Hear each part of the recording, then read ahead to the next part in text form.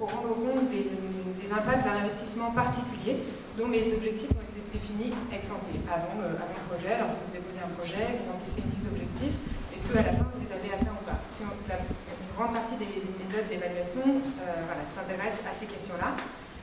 Nous, ce qu'on propose comme alternative, c'est de dire il y a une partie de ces projets qui ne donnent pas d'impact, ou pas dans le pas de temps qu'on espère. Donc ce que nous, on va proposer comme approche, c'est d'observer l'impact qui est aujourd'hui actuel, avéré, et puis de remonter dans l'histoire, qu'est-ce qui s'est passé, quelles contributions ont eu les chercheurs, les acteurs de la recherche pour arriver à construire cet impact. Donc c'est vraiment une approche ex post. Ce qu'on prend nous comme une limite des évaluations classiques, c'est aussi le fait que dans ces pratiques d'évaluation, souvent on cherche à attribuer une part de l'impact à un acteur en particulier, savoir, moi je suis l'INRA, à quoi j'ai contribué en termes par rapport aux investissements que j'ai faits, quel est mon pourcentage d'attribution de tel gain de rendement ou impact, quelle que soit sa nature. Et donc nous, comme alternative, on propose d'analyser la contribution, donc le rôle des différents acteurs au sein d'un réseau, donc la recherche au sein d'un réseau avec d'autres acteurs en partenariat, et à différentes étapes d'un chemin d'impact qui se construit dans le temps, et d'identifier en fait les différents mécanismes qui peuvent faire qu'on arrive ou pas à générer un impact. Je vais passer rapidement sur les suivantes, mais donc très souvent les méthodologies sont conçues pour des évaluations de programmes à court terme, à la fin, à l'échéance du programme, alors qu'on voit qu'un impact en général ça met plus longtemps à être généré et qu'il faut en général laisser plus de temps pour évaluer l'impact des connaissances produites par la recherche. Et donc c'est probablement illusoire de chercher à caractériser un impact sociétal au lendemain de la restitution du projet.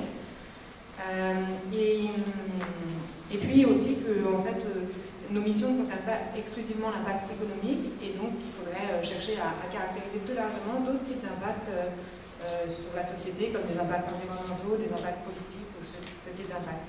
On propose une approche par étude de cas qui permet de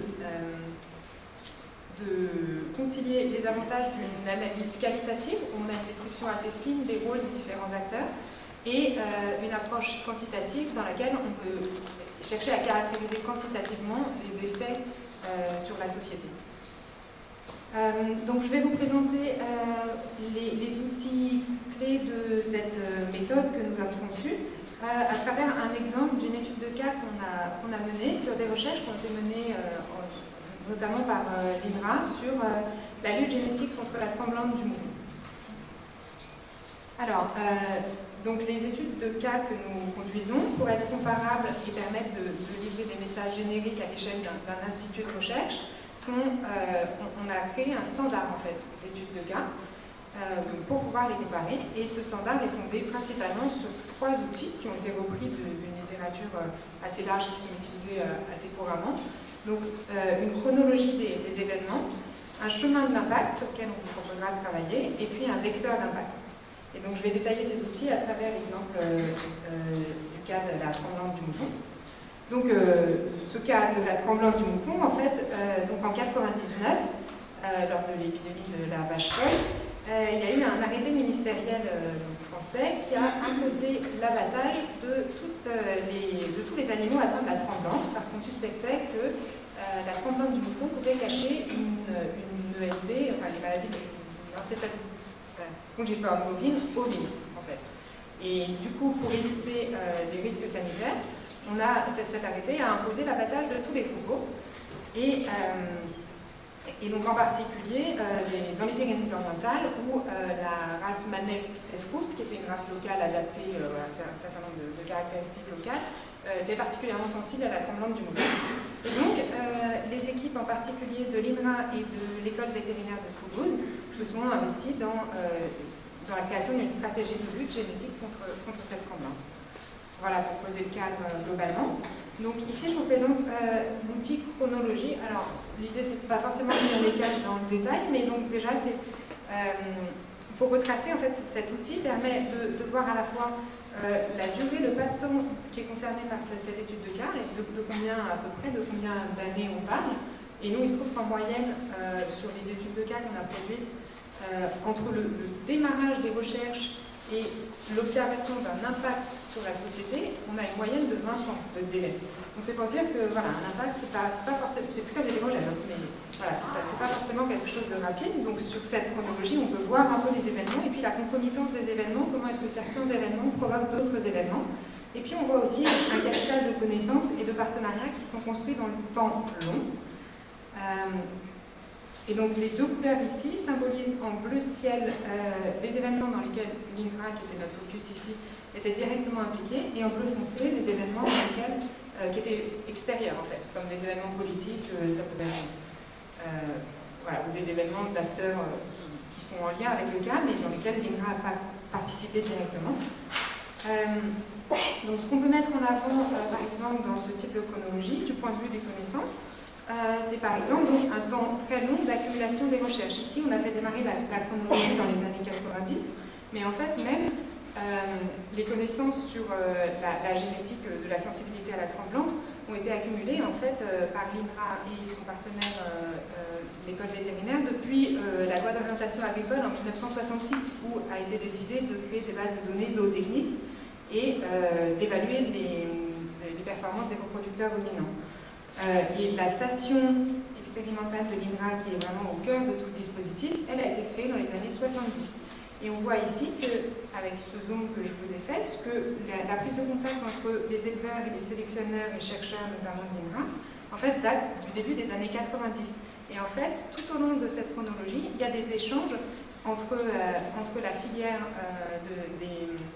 des sélectionneurs, notamment avec un centre technique local, et qui permettent en fait de partager les connaissances et voilà, au fur et à mesure, et du coup de créer une sorte d'habitude des professionnels et des scientifiques à travailler ensemble. On voit aussi dans cette chronologie un temps très long qui est nécessaire, notamment pour rendre crédibles les connaissances scientifiques, en fait, où il faut systématiquement prouver leur validité sur le terrain, et notamment faire l'expérience de précédentes réussites pour convaincre de l'efficacité des stratégies proposées. Et puis, ce qu'on voit, alors, on ne voit pas sur le zoom que je vous propose là, mais on voit plus à droite. On voit aussi comment se positionne un acteur de la recherche, donc ici nous l'INRA, par rapport à un bassin de connaissances international qui existe, et notamment qu'a fait l'Université d'Édimbourg pendant que l'INRA et l'UNVT travaillaient sur cette stratégie-là. Donc voilà, ça permet de proposer un certain nombre d'événements du point de vue des connaissances. Alors ici, le deuxième outil clé dont je vous parlais, que nous traitons dans toutes les études de cas, c'est ce qu'on appelle le radar, le vecteur d'impact. Et donc c'est une façon de caractériser l'impact selon 5 dimensions qu'on a figées, qu'on a standardisées, qui sont un impact économique, un impact environnemental, un impact politique, un impact territorial et social et un impact sanitaire. Donc ces dimensions, on les a choisies par rapport aux missions de l'INRA, mais aussi bien sûr par rapport à ce qui est fait dans la littérature de manière générale.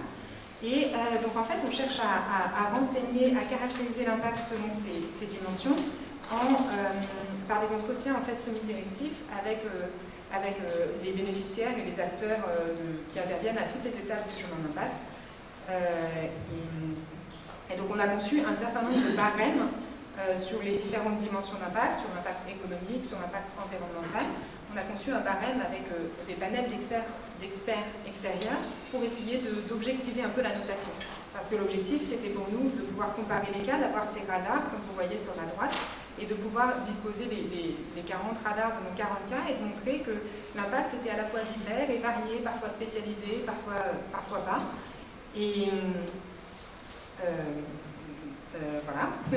Et donc, c'est à cette étape, notamment, qu'on va voir apparaître qui sont les bénéficiaires des connaissances qui sont produites.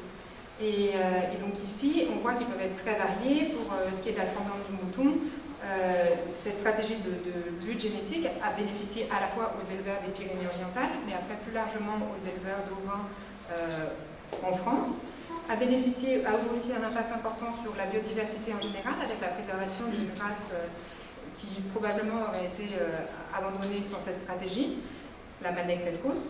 A bénéficié aussi aux politiques en leur donnant une solution pour une assurance en temps de crise, en fait de crise sanitaire d'échelle nationale, et puis aux consommateurs en général qui ont été rassurés sur la consommation de viande bovine. Donc voilà, c'est à cet endroit-là qu'on voit un petit peu pour qui sont produites ces connaissances. Et donc je vais m'étendre un peu plus sur le chemin d'impact. N'hésitez pas à m'interrompre si vous avez des questions.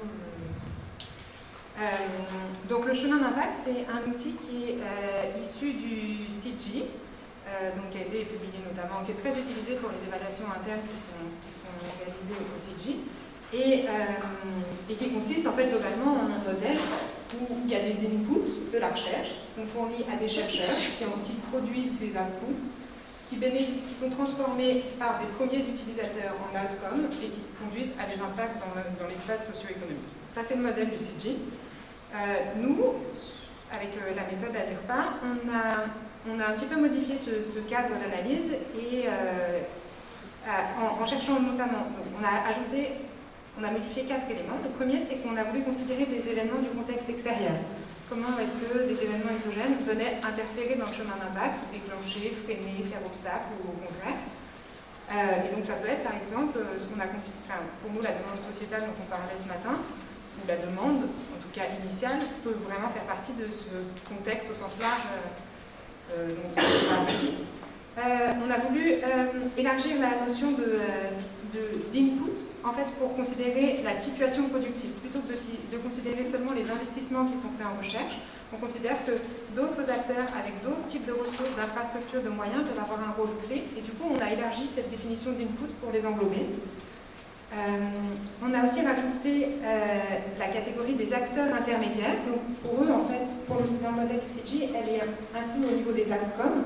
Et nous, en fait, on a trouvé important de mettre le focus sur qui sont ces acteurs et quelles sont leurs activités qui permettent de traduire, de transformer, d'adapter, de diffuser les connaissances qui sont produites, les connaissances actionnables qui sont produites par la recherche. Donc on a mis un focus sur ces acteurs intermédiaires. Et puis on a considéré un deuxième niveau d'impact qui correspondrait en fait à une généralisation du premier niveau d'impact, c'est-à-dire l'utilisation sur une autre espèce ou bien dans un autre pays, enfin voilà. Donc ça c'est notre chemin d'impact sur lequel je vais vous proposer de travailler maintenant. Alors, n'ayez pas peur de l'image qui va apparaître, elle est très dense. Donc c'est le résultat final d'une étude de cas qui est en fait un outil plus synthétique qu'un outil de communication. Et donc dans lequel on peut voir quelles sont les contributions, donc pour nous le focus c'était l'INRA, de l'INRA aux différentes étapes du chemin d'impact. Voilà. Donc ce schéma se lit par colonne. Alors, donc c'est une version très simplifiée de ce schéma qu'on va vous proposer de dessiner sur les 3 cas que vous allez avoir en atelier. Donc en colonne, la colonne à gauche bleue, je précise qu'il n'y a pas de notion de temporalité dans ce schéma. Donc il peut y avoir des flèches dans les deux sens, il y a des événements qui vont se retrouver à gauche dans les inputs de la situation productive, mais qui peuvent avoir eu lieu à différents moments. Voilà, okay. Donc à gauche, en bleu, ce sont les inputs et la situation productive des différents acteurs qui sont intervenus avec ce qu'ils ont apporté aux recherches. En vert, ce sont les connaissances actionnables et produits de la recherche, qui sont eux-mêmes remobilisés par des acteurs intermédiaires. Et puis, à droite, c'est donc les impacts socio-économiques qui ont été produits. Les flèches en rouge, en fait, vous les voyez peut-être pas très bien, c'est notamment pour montrer où sont intervenus les chercheurs de l'INRA dans ce chemin d'impact. C'est juste à titre indicatif pour montrer qu'ils ne sont pas forcément seulement à gauche, en fait. Ils peuvent aussi avoir une activité d'intermédiaire à travers des activités d'expertise, à travers différents types d'activités, et donc contribuer au développement, à la diffusion au même titre que leur contribution aux étapes de recherche. Et donc là, j'ai fait un zoom sur l'étape précédente. Et donc, je vais essayer de vous parler un petit peu de où est-ce qu'on peut mettre un peu un focus sur les connaissances dans ce chemin d'impact, où est-ce qu'on les voit apparaître et à quel titre. Donc, dans les étapes d'input, en bleu, il y a des étapes où on voit une forme d'absorption des connaissances. Il y a un bassin international qui a travaillé depuis longtemps sur la génétique ovine, notamment avec Édimbourg, avec l'hôpital Saint-Louis sur les maladies à prions, etc. Et donc comment est-ce que ces connaissances sont saisies par l'INRA et l'école vétérinaire pour proposer une stratégie adaptée. Donc ça, on voit ça avec les différents partenariats en bleu. Comment est-ce que l'INRA a mobilisé notamment des connaissances antérieures qu'ils avaient développées pour travailler sur le roquefort. Et donc, voilà, ils avaient déjà travaillé sur l'adaptation de connaissances à une stratégie, un schéma expérimental. Donc, comment est-ce qu'ils ont remobilisé ça? Et puis, donc on voit ce partenariat avec l'école vétérinaire. Et en fait, ce partenariat, il a été vraiment décisif. Elle apparaît en sous-titre schématique ENVT, mais il a été décisif à plusieurs titres parce qu'il a fait communiquer différents mondes en fait, entre eux. L'INRA, avec son unité expérimentale SAGA, était très proche des professionnels de la sélection génétique. Alors que l'ENVT, lui, était en relation, avait un fort réseau avec des acteurs du monde sanitaire. Et donc, en fait, ce partenariat a permis de faire dialoguer ces deux mondes, de les faire communiquer, ainsi que les mondes de la recherche fondamentale sur le prion, et puis de la médecine vétérinaire en général. Donc, les mondes professionnels, l'administration et les professionnels ont pu communiquer à travers ce partenariat qui, sans quoi, n'aurait pas pris la globalité du problème. En vert, ici, à travers les connaissances actionnables et puis surtout les étapes en dessous, les cases en dessous de publication dans les revues scientifiques internationales, communication, publication scientifique, professionnelle, etc., traduisent en fait la qualité des connaissances qui sont produites et notamment qui ont été permises grâce au dispositif expérimental qui était d'une qualité particulièrement importante, avec une taille statistique du troupeau qui était très importante, beaucoup plus que celle d'Édimbourg, et en fait le partenariat aurait été différent, l'INRA se serait associée à la faculté d'Édimbourg, les connaissances auraient probablement été de moindre qualité. Et donc, maintenant je vais vous parler un petit peu des étapes intermédiaires. Donc, en gros, ce sont les acteurs intermédiaires qui interviennent. J'ai l'impression que c'est pas bougé, je suis désolée. Enfin, c'est pas faux non plus, mais... au niveau de ces étapes intermédiaires, il y a un centre technique qui s'appelle le CDEO, qui a joué un rôle important dans le fait de... En fait, je vous ai expliqué qu'ils avaient été formés, ils ont été pendant longtemps en lien depuis de longues années avec l'INRA. Et en fait, du coup, il y a un partage des compétences et des connivences professionnelles et scientifiques qui font qu'en fait, il y avait un schéma génétique qui existait et qui a été en fait le support du plan d'action de la tremblante. Une fois que les chercheurs ont dit on peut utiliser ce schéma pour intégrer des traits de résistance à la tremblante, le partenariat avec ce centre technique a permis que ce schéma en soit effectivement le support. Par ailleurs, l'expertise des chercheurs de l'INRA et de l'ENVT auprès de l'AFSA a permis d'obtenir une forme de dérogation réglementaire qui a permis d'obtenir un statut expérimental où les troupeaux affectés ont obtenu cette dérogation qui a permis en fait de les préserver parce qu'ils étaient sous ce statut expérimental, et sans cette expertise des chercheurs auprès de cette institution, ça n'aurait probablement pas eu lieu. Maintenant, étant donné que c'est un petit peu l'exercice qu'on voudrait vous faire, je vais, de manière simplifiée, vous présenter comment est-ce qu'on en est arrivé à construire ce chemin d'impact avec les chercheurs qui étaient donc, les protagonistes de cette histoire de lutte génétique au sein de l'unité SAGA. D'abord, la première étape, c'est d'essayer d'identifier, alors le mot anticiper n'est pas vraiment, on se place toujours après, donc on observe des impacts qui sont déjà là, mais le mot correct ce serait peut-être plutôt impact suspecté, enfin, quelle idée d'impact on pense avoir eu, quel impact on pense avoir eu. Et donc là par exemple, dans le cas de la tremblante, les chercheurs nous ont répondu, nous on pense avoir eu un impact sanitaire à travers la réduction des ovins atteints de tremblante en Pyrénées-Orientales, on pense avoir eu un impact environnemental en préservant la manette tête rousse, et un impact économique. Donc, le micro après, plus près. Vous m'entendez? Attends, j'ai appuyé sur le bouton. Alors c'est normal.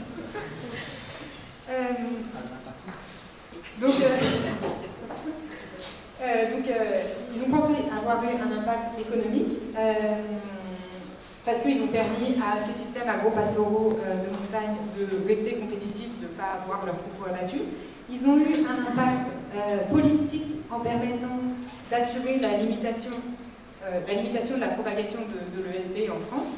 Et puis, la généralisation de cet impact, donc c'est de manière générale, et au-delà des Pyrénées orientales, ce schéma a été utilisé pour diminuer la sensibilité à la tremblante dans tout le territoire français. Donc ça, voilà, les chercheurs ont pensé avoir eu cet impact. On est parti de cette idée, et puis on s'est demandé dans quel contexte est-ce que aurait eu lieu ces impacts, qu'est-ce qui est vraiment déterminant, décisif dans ce contexte. Et ils nous ont dit, alors, ce qui a été déterminant, c'est qu'on s'est aperçu que l'ESB pouvait être transmissible à l'homme. Donc là, ça changeait complètement la nature du problème de la tremblante. Et puis que la tremblante pouvait cacher une ESB. Et en 99, ce décret qui dit, donc, on abat tous les animaux atteints de tremblante. Ça a été vraiment déterminant dans leur recherche.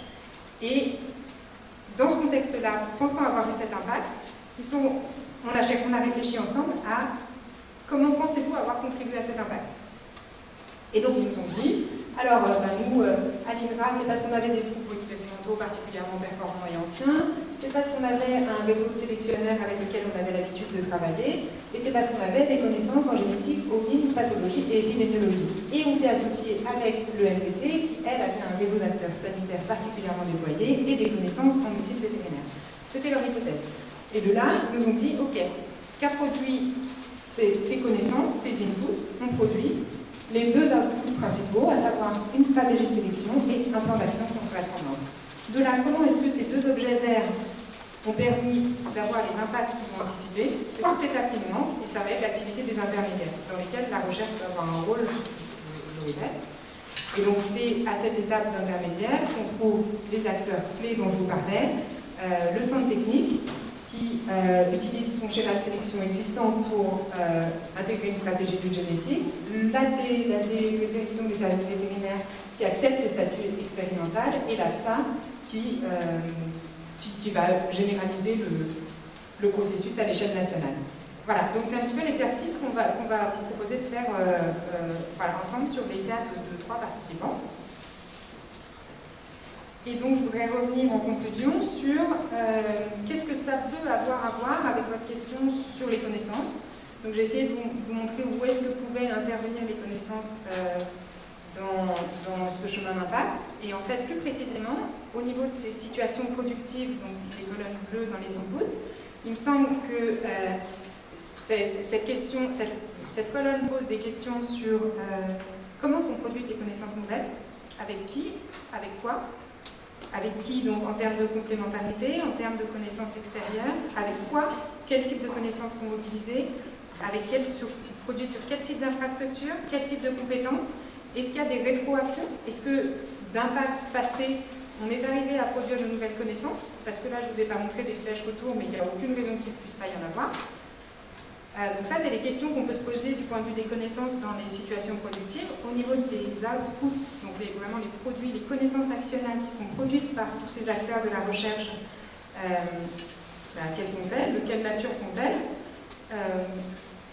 Est-ce qu'il y a une sorte de tension ou au contraire une synergie entre la production de connaissances d'excellence académique et des connaissances plus applicables? C'est des questions qu'on peut se poser notamment. Au niveau des acteurs intermédiaires, donc ceux qui vont traduire, diffuser, transférer ces connaissances actionnables vers les bénéficiaires, comment est-ce qu'ils s'y prennent pour traduire ces connaissances? Vers qui sont leurs cibles? Et puis au niveau des impacts, donc c'est des connaissances qui sont produites pour des bénéficiaires distincts.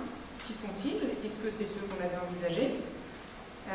Et quel type d'effet est-ce que ça produit? Parfois, ce n'est pas forcément les effets qu'on escomptait. D'où l'idée de vraiment partir de l'impact observé et pas de celui anticipé.